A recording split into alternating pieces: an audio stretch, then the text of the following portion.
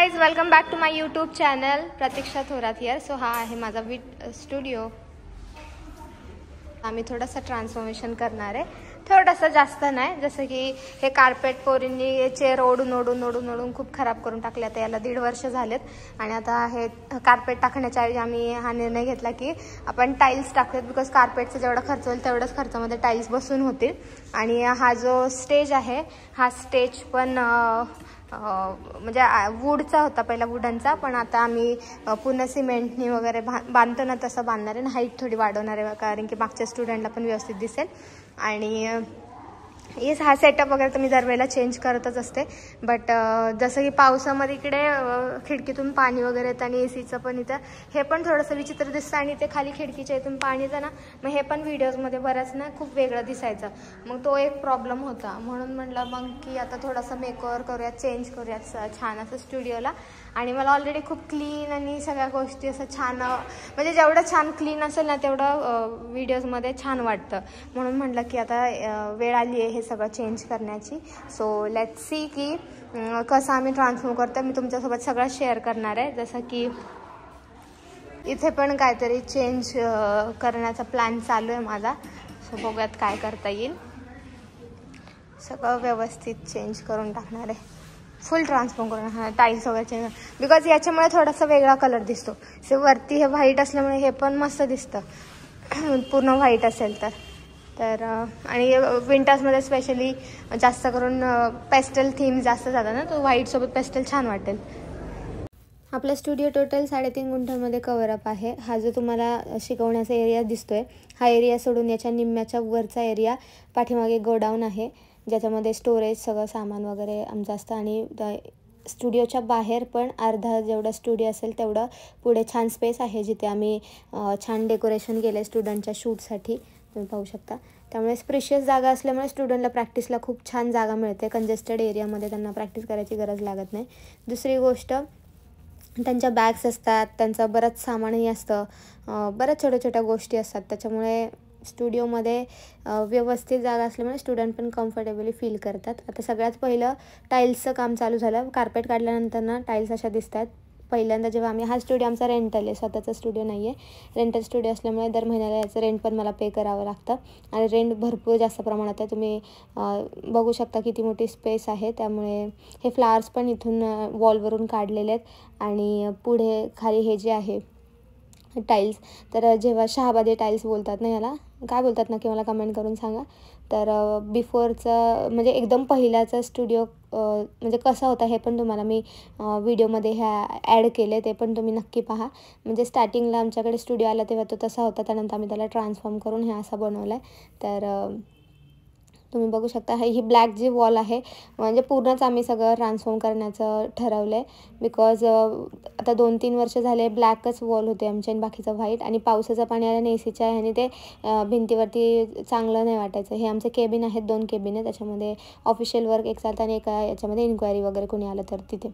त्यानंतर स्टेजचं काम स्टार्ट झालं. बिकॉज पहिला वुडनवाला होता स्टेज आणि त्याच्यावरती कसं थोडंसं थांबलं, वॉक केलं की एक साईडने असा आवाज पण यायचा, भरपूर टाईम झाला होता त्यामुळे. तर मग आम्ही ठरवलं की हा भक्कम थोडासा बनवून घेऊयात आणि साईज पण थोडीशी वाढवूयात. त्यामुळे टाईल्स चालू करण्याआधी स्टेज थोडासा पुढे वाढवला. त्यामुळे आम्ही पहिला स्टेजचं काम करून घेतलं, त्यानंतर टाईल्सचं काम चालू झालं. प्रत्येक कामामध्ये किती साऱ्या गोष्टींचं मॅनेजमेंट असतं हे या वेळेला पाहायला मिळालं. आणि सुट्टीनंतर आम्ही केलं होतं, त्याच्यामुळे आमच्या बरोबर लक्षात आलं, स्वतः डोळ्यांनी पाहिल्यामुळे अंदाज आला की कशा कशा गोष्टी केल्या जातात. तर दिदी आमची ही दिदी पाहते आहे की कसं काय काम चाललं आहे. अर्ध्या टाईल्स बसून झालेले आहे. हे सुट्ट्यांमध्ये फक्त 15 दिवसामध्ये केलेलं काम आहे. बॅच संपल्यानंतर जेव्हा सुट्ट्या होत्या शेवटच्या, म्हणजे मला असं वाटतं की 23 तारखेपासून ते आपण 7 जानेवारीपर्यंत हे काम चालू होतं. म्हणजे ऑलमोस्ट 15 ते 20 दिवसामध्ये हे काम झालेलं टोटली. तर तुम्ही पाहू शकता व्हाईट कलरच्या टाईल्स लावल्या. टाईल्स लावल्यानंतर ना लाईट जेव्हा त्याच्यावरती रिफ्लेक्ट झाली, म्हणजे पूर्ण व्हाईटमध्ये, व्हिडिओज पण इतके छान यायला लागलेले. आणि ह्या टाईल्समध्ये निवडताना व्हाईट टाईल्स याच्यासाठी निवडल्या, जेव्हा मेकअप आपण करतो आणि त्या टाईमला खालच्या साईडने जेव्हा ब्राईट लाईटचं आपल्यावरती रिफ्लेक्शन पडतं तेव्हा व्हिडिओज आणि फोटोज पण एकदम प्रॉपर येतात. जसं की मी लास्टला जी व्हिडिओ क्लिप टाकली त्याच्यामध्ये तुम्ही पाहिलं असेल, तेच जर डार्कर कलर खालच्या साईडला असेल जसं की हा पाहताय तर हा रिफ्लेक्ट पण तसाच होणार आहे लाईट पडल्यावरती. त्याच्यामुळे आम्ही विचार केला की कार्पेट ब्राऊनमधलं आपण याच्यामध्ये टाकूयात केबिनमध्ये. आणि हे जे वरती वॉल पाहत आहे त्या वॉलवरती मी माझं सगळे ट्रॉफी आणि माझं जे काही असेल म्हणजे ज्या आवडीच्या प्लेसेस आहेत, डेस्टिनेशन म्हणा किंवा ज्या बाहेरच्या देशात मला जायचं आहे त्या सगळ्या छोट्या छोट्या गोष्टी, परत माझ्या देवाचं सगळ्या गोष्टी मी इथे ह्या केबिनमध्ये ह्या वॉलवरती असतात. त्यानंतर दुसऱ्या केबिनमधलं जे सामान आहे ते आता बाहेर काढलं, बिकॉज ह्या केबिनमध्ये पण इथे सगळं ऑफिशियल वर्क चालतं आणि प्रॉपर सगळं मेंटेन केलं जातं. इथेसुद्धा कार्पेट आणि 2 हे आहेत सगळे इन्स्ट्रुमेंट जे असतात माझ्या, जसं की कॅमेराचं सामान, ट्रायपॉड, सगळे स्टँड, रिंग लाईट्स, म्हणजे खूप भारी भारी लाईट्स वगैरे यूज करते मी, त्याच्यामुळे त्या पण तिथे ठेवल्या जातात. लाईट्स फार मॅटर करतात. मग तिथून पुढे स्टेजवरती एक छोटं सामान हे जे रेग्युलर यूजला लागतं ते इथे ठेवलं आहे. आणि आतमध्ये जे स्टोरेज रूम आहे त्या स्टोरेज रूममध्ये मोठं कबर्ड आहे, त्याच्यामध्ये हेअरस्टाईलचे ॲक्सेसरीज, हेअरस्टाईलचे स्प्रे, परत हेअरस्टाईल लागणाऱ्या गोष्टी, म्हणजे भरपूर मेकअपच्या काही गोष्टी आतमध्ये स्टोरेज रूममध्ये ते कबर्डमध्ये असून परत वॅनिटीज पण भरलेल्या आहेत. त्याच्यामुळे सगळं खूप जास्त स्टोरेज लागतो मला असं वाटतं मेकअप आर्टिस्टला. मेकअप आर्टिस्ट तुम्ही असाल तर तुम्हाला ही गोष्ट रिलेटेबल वाटत असेल की जितकं सामान आपण घेतो तेवढं कमीच असतं, बरोबर ना. तर काय करणार, मेकअप आर्टिस्ट आहोत आपण, तर आपली चॉईस मार्केटमध्ये नवीन काय ना काहीतरी येत राहतं. वेगवेगळ्या गोष्टी आपल्याला एक्सपेरिमेंट कराव्याच लागतात. जर आपण ते नाही करत आहे तर प्रॉब्लेम काय होतो की आपल्याला अपडेशन नाही मिळत, किंवा आपण आहे त्याच 10 वर्ष आधीच्या गोष्टी जर करत असतो तर आपल्या कामामध्ये काही नवीनपणा नाही वाटत. त्यामुळे आपलं मन किती आपण म्हटलं की प्रोडक्ट मॅटर नाही करत, आपण लिमिटेडच प्रोडक्ट घेऊन पण सगळं करू शकतो. पण तरी पण तुम्ही मेकअप आर्टिस्ट असाल तर नवीन आलेल्या गोष्टी तुम्ही नक्कीच ट्राय करता. त्यानंतर फुलांचं काम चालू झालं. फ्लावर्सचे इतके सारे प्रकारचे, बिकॉज आम्ही स्वतःच डेकोर करतो स्टुडिओच्या सेटअपमध्ये आणि मला हे फुलं लागतातच वेगवेगळ्या सेटअपच्या वेळेला. त्याच्यामुळे मी फ्लावरचा खजानाच आहे माझ्याकडे असं म्हणायला काय हरकत नाही. तर खूप सारे फ्लावर्स, हे जे पहिलं मिक्सअप थीम होती पिंक अँड व्हाईट, तर आता मी थोडंसं वरती व्हाईट, मग बेबी पिंक आणि खाली डार्क पिंक असं थीम देण्याचं चाललं आहे. तर त्याच्यासाठी सगळ्यात पहिलं मी फ्लावर सॉर्ट आउट करून घेतले आणि स्टेजवरती जे सेटअप लावणार आहे त्याच्यासाठीचं पण आता आमचे 3-4 प्रकारचे वेगवेगळे सेटअप लावून झालेले आहेत. त्याच्यामुळे यावेळेला आम्ही प्लेन ह्याच्यावरती नेम टाकून, पूर्ण व्हाईट असल्यामुळे एकच असा कलर जो उठून येईल. आणि लास्ट टाईमच्या सेटअपमध्ये तुम्ही पाहिलं असेल की पिंक व्हाईट असा थोडासा मिक्सअप कलर होता, पण आत्ता कसं अख्खं स्टुडिओ व्हाईट असल्यामुळे पहिला आहे आम्हाला असं एकच डार्क कलर असा ठेवायचा होता. डार्क ब्ल्यूची थीम होती, त्यामुळे स्टुडंटने पहिल्या दिवशी डार्क ब्ल्यू कलरच घालायला सांगितलेले आम्ही, पण आमचा बॅनरचा कलर नेमका थोडासा वेगळा कलर प्रिंट होऊन आला आणि मी नव्हते तेव्हा, जेव्हा पोरं बॅनर ह्याला पॅक करत होते, मी जेव्हा आले तेव्हा तो बॅनर पॅक करून झाला होता. पण आता बोललं काय करणार, जाऊ दे, झालं ते झालं. अजून आपल्याकडे बऱ्याच बॅचेस होत राहतात वर्षभरात, अनेक नवीन क्लास होत राहतात, परत आपण ते करू शकतो. सो सांगितलं होतं ब्ल्यू, पण झाला थोडासा वेगळा कलर, म्हणून तो व्हिडिओमध्ये अजून वेगळा दिसत असेल. त्यानंतर शेवटचं चालू आहे क्लिनिंग. सगळं स्टार्टिंगपासून स्टोरेज रूम क्लीन करत स्टुडिओ व्यवस्थित करत टाईल्स वगैरे लावत क्लीन करत स्टुडिओ पण, मग केबिन वगैरे क्लीन करत आता बाहेरच्या साईडला आलो आहे. आणि बाहेरच्या साईडला खूप धूळ झाली होती, बापरे. कलर झाला की तुम्हाला माहिती किती धूळ बसते. ते सगळी धूळ वगैरे साफ करून छान बाईला सांगून त्यांनी खूप छान क्लीन करून दिलं. त्यानंतर लास्टला मम्मीने छान सगळं साफ केलं आणि हे आहे आपला फायनल लुक. तर फक्त टाईल्स चेंज झाल्या. मला मिररच्या साईडनी ते तुम्ही जे म्हणताय ते करायचं आहे, पण ते आपलं जो पण स्वतःचं होत नाही तोपर्यंत मग तसं करायला काय हरकत नाही. पण मग कसं होतं, स्वतःचं असलं की आपलं परमनंट होऊन जातं. आता आपण कसं दुसऱ्यांच्या इथे, मग ते आपण काहीतरी कोरीव करायचं आणि ही मोठी जागा आहे, त्या मोठ्या जागेमध्ये कोरीव केलं आणि नंतर आपण आपलं करू तर माहीत नाही ना किती मोठं असेल किंवा किती जागेमध्ये आपलं असू शकतं. तर मग आपलं नसल्यामुळे मी अशा प्लेन हे ठेवलेल्या आहेत.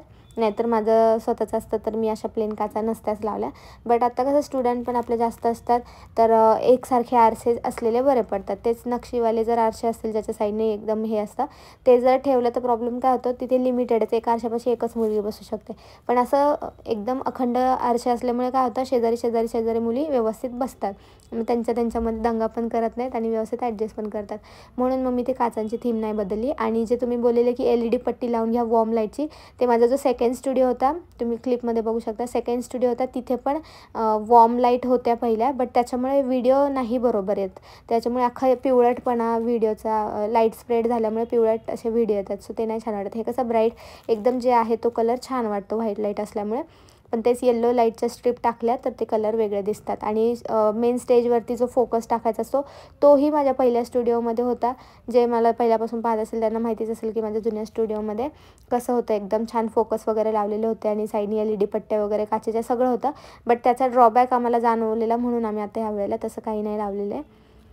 प्लेन असं ठेवून वरती जे आहे काचांच्या बाबतीमध्ये आम्ही काही चेंजेस नाही केलेत. आम्ही फक्त टाईल्स चेंज केल्यात आणि वरचं जे होतं सीलिंग तिथे थोडेसे चेंजेस करायचे होते ते त्यांनी थोडे केलेत आणि सेटअप वगैरे लावला आहे. म्हणजे डिसेंटमध्ये थोडासा फ्रेश वाटतं आहे आणि स्टुडंटला पण छान वाटलं की काहीतरी चेंजेस त्यांना नवीन वर्षात हे केले. माझं असं म्हणणं आहे की माणसाने अपडेट होतच राहावं. जर आपण अपडेट नाही झालो किंवा आपण नवीन काहीतरी आपल्या लाईफमध्ये चेंजेस नाही केले तर आपल्याला स्वतःलाच ते बोर वाटायला लागतं किंवा आपल्याला आपल्या त्या गोष्टीमधला रस उडायला लागतो, असं बऱ्याच जणांचं म्हणणं आहे. आणि मलाही असंच वाटतं. जर आपण चेंज करत राहिलो, जसं की आपण थोडासा मध्ये गॅप घेतो, फिरून येतो, मग परत बूस्टअप होतो, पुन्हा कामाला नव्याने लागतो, तसंच सेम आपल्या जागेचं पण आहे. तुम्ही कुठे घरात राहत असाल किंवा स्टुडिओमध्ये असाल, तुम्ही काही ना काहीतरी नवीन चेंजेस करत असाल. असं काही नाही की खूप कॉस्टली खूप फर्निश करायचीच गरज आहे, असंही नाही आहे. नॉर्मल ह्याच्यामध्ये पण तुम्ही खूप छान करू शकता. व्हाईट कलर याच्यासाठी निवडला की व्हाईटसोबत कुठलाही कलर खूप छान मर्ज होतो. कधी स्काय ब्ल्यू, कधी लेव्हेंडर, कधी पर्पल, कधी डार्क ब्ल्यू, कधी रेड नाही होणार व्हाईटसोबत, ब्लॅकसोबत रेड छान मर्ज होतं. बट व्हाईटसोबत रेड रोजेस वगैरे काही केलं तर तेही छान वाटू शकतं. सो अशा फ्युचर प्लॅनिंगच्या हिशोबाने मी काय केलं, यावर्षीच्या प्लॅनिंगने मी आत्ताच त्याला चेंज केलं. सो नव्या वर्षाची नवी सुरुवात आमची खूप छान पद्धतीने झाली. न्यू स्टुडिओ रिनोव्हेशन करून छान अपडेट करून आम्ही आमचा नवा क्लास स्टार्ट केला. आणि या बॅचला आम्ही नाव पण दिलं. ही माझी 23वी बॅच आहे आणि या बॅचला नाव दिलं आहे फ्रोझन बॅच, बिकॉज आम्ही ब्ल्यू कलरच्या थीमचं हे केलं होतं. आणि माझ्या मनासारखं बॅनरचा कलर नाही झाला, पण काही हरकत नाही आहे. प्रत्येक गोष्ट जर आपल्या मनासारखी झाली तर आपण पुढे धडपडणारच नाही, बरोबर की नाही. म्हणून मग म्हटलं जे होतं ते चांगल्यासाठी होतं. आणि थँक्यू सो मच. असंच मी छान शिकवलास पोरींना, त्यांना आवडलं असेल